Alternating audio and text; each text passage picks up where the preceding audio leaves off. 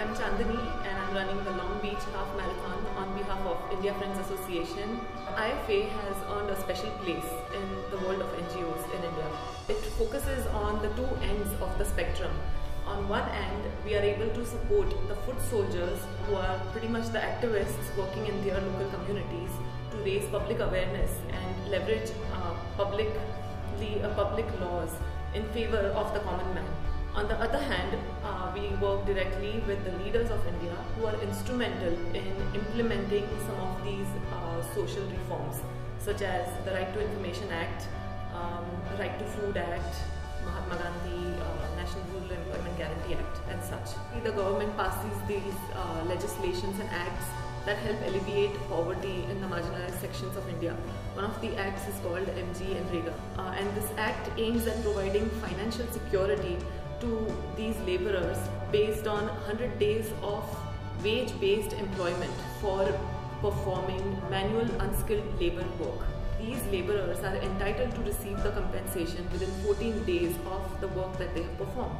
However, the government was not issuing the official statement or permissions rather that would allow the local heads of the NREGA program to release the payments to these laborers. So this went on for 7 years. Clearly the villagers and the laborers did not know what else they could do, what their options were.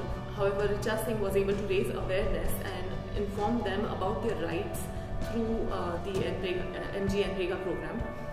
And they were able to get organized for several months. They had non-violent protests, and eventually they were able to convince a principal secretary of the program within the Sitapur district to allow the government to release these funds. So the success of the program was that not only were these laborers compensated financially, but at the end of it they realized that as citizens of India they have certain entitlements and rights that they are subject to.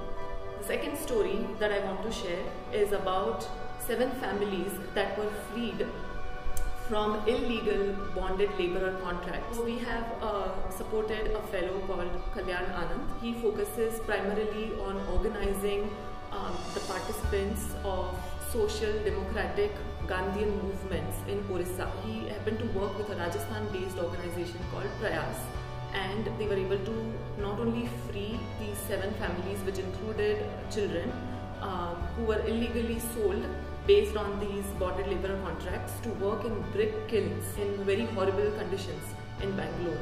Through raising awareness and following up on the case, they were able to free these people and also provide them compensation and rehabilitation, not necessarily financially, but they were able to get them cattle, groceries and other tools and equipments that enabled these people to then move on with their lives and make a livelihood for themselves going forward. IFA has been able to connect with several activists of this kind who are working at grassroots level and who have decided to take upon themselves to bring this change to the world. And so really the change is coming from bottoms up. You have been instrumental in supporting IFA in making this difference in India. I want to take this opportunity one more time, this one more year, to request that you donate not only to my run but to IFA and help these oppressed, marginalized people through your contributions. No donation is big or small. So thank you very much.